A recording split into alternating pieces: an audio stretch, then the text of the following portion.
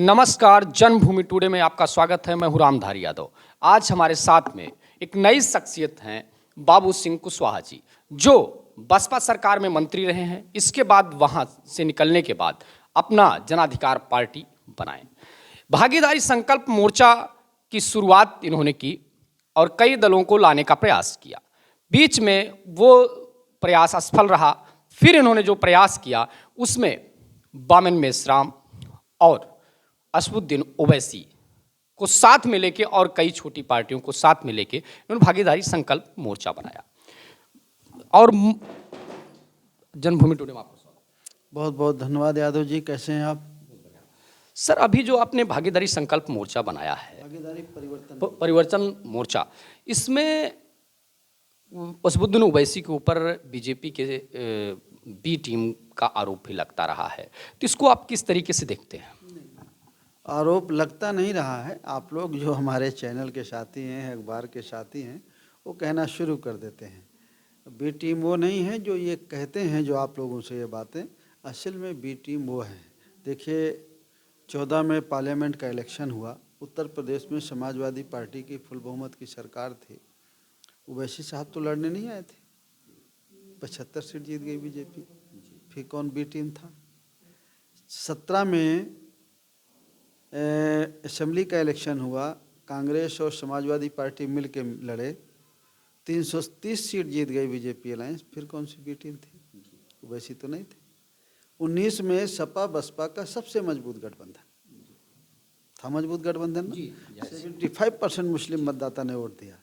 फिर भी जीत गई 65 बीजेपी। फिर कौन बी टीम थी? बी टीम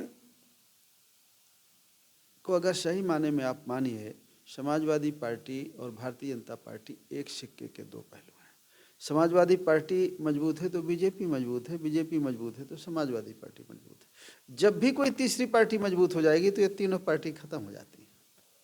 इसलिए जानबूझ करके एक हिंदुत्व के नाम पर वोट मांगती है, एक धर्मनिरपेक्ष के नाम पर वोट मांगती है। और दोनों के शासन व्यवस्था में तो कानून व्यवस्था अच्छी है, ना बच्चों को रोजगार मिलता है। तो दोनों ही पार्टियां मिली जुली हैं, एक दूसरे से मिलकर लड़ती हैं। सही मामले में ये दोनों पार्टियां जनता के हित की नहीं। कई बार खबरें आई सर कि आप बीजेपी के साथ में जा रहे हैं, तो क्या ये सही बात थी? आपको अप्रोच किया गया था? यादव जी, कई बार खबरें तो ये भी आई हैं कि समाजवादी पार्टी में जा रहे हैं। तो आप उसकी बात क्यों नहीं कर रहे हैं? आप बीजेपी की बात क्यों कर रहे हैं? आप मुझे क्यों इंगित कर रहे हैं?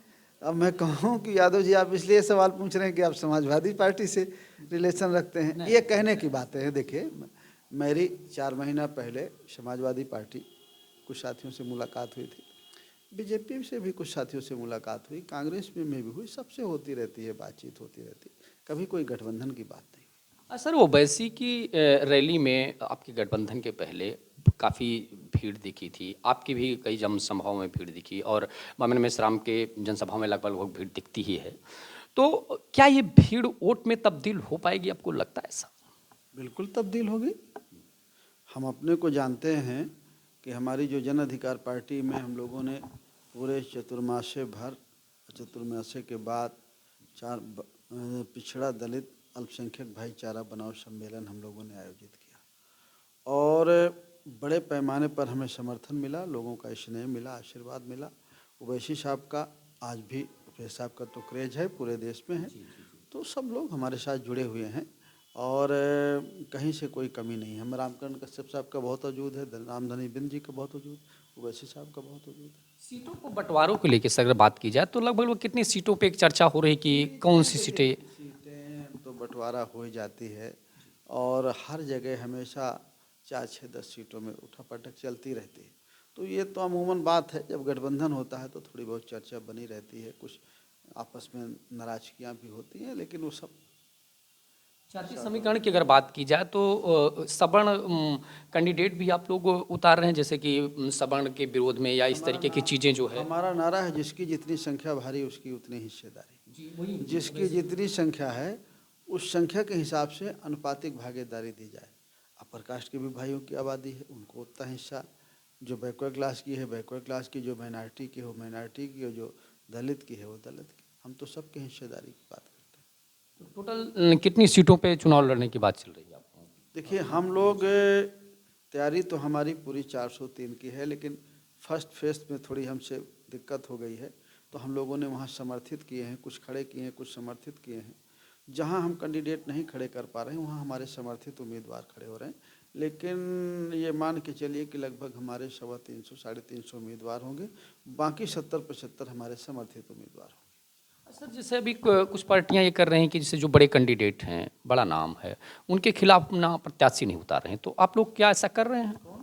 जैसे अखिलेश यादव के खिलाफ विड्रा की है कांग्रेस ने, और लोग कह रहे हैं कि भी ठीक हम नहीं लड़ाएंगे, लोक दल ने कहा। देखिए, कांग्रेस ने तो वाकओवर दे रखा है, कांग्रेस लड़ कहाँ रही है चुनाव, तो वो ठीक है, कांग्रेस का अपना डिसीजन है, सबका अपना अपना डिसीजन है, हमारा अपना डिसीजन है।